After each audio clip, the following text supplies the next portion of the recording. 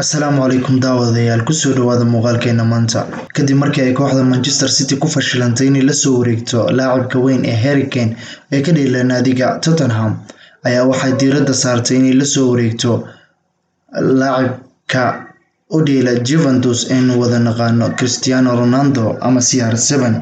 tababaraha kooxda Juventus ayaa sheegay in laacibka weyn ee Cristiano Ronaldo uu shalay ka codsaday inuu si degdeg ah uga tagayo kooxda Juventus, wuxuuna yidhi waa run waana xaqiiqtani waa sababta uuna maanta oo ahayd shalay una u qaadanin tababarka mana ciyaari doono kulanka aan bari la ciyaari doono kooxda ama naadiga Empoli. Isaga oo hadalkiisa sii wata ayaa yidhi tababaraha Juventus anigu kama xumi tagitaanka laacibka CR7 inuu ka tago kooxda sababtoo ah wuxuu u gaaray go'aan wuxuu rabaa inuu ka qayb galo tartamo cusub wuxuuna rabaa inuu wajaho challenge-yo iyo taxadiyo cusub si uu noloshiisa guul uga gaaro. Xidiga reer Portugal ayaa shalay ka tagay xarunta tababarka Juventus xilli ay ciyaartoyda ku sugnaayeen waxa uuna macsalaameeyay dhammaan ciyaartoyda iyo shaqaalaha tababarka.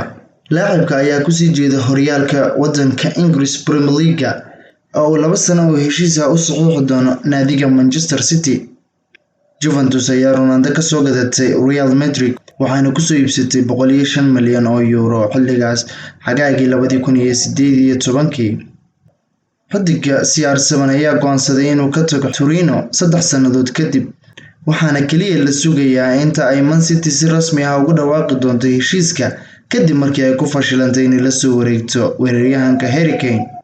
Ilaa iyo haddana waxaa socda wadahadal u dhexeeya wakiilka CR7 iyo kooxda Manchester City sidii ay uga heshiin lahaayeen mushaharka. Juventus ayaa ka rabta City ama Manchester City 25 ilaa 30 milyan oo euro si ay ugala wareegto laacibka CR7.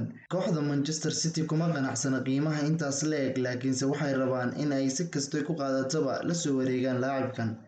Laacibkii hore ee kooxda Man United rooney ay wada ciyaari jireen CR7 ayaa warbixin uu maanta jeedinayay ku yiri CR7 waa ciyaartoy sumcad iyo magac mug weyn ku leh kooxda Man United ilmana qurux badan inuu dhaqaale darteed uga biiro Manchester City xataa wuxuu ku biiri karaa naadiyo kale sida PSG, laakiin kubaddu way waalan tahay oo wax kasta ayaa ka dhaca. waa macquul inuu ku biiro sababtoo ah ciyaartoy hore oo waaweyn oo kooxdan magac iyo milki ku lahaaba way ku biireen kooxda aanu tartamayaasha nahay ee Manchester City.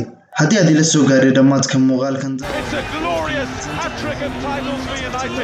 These are golden years.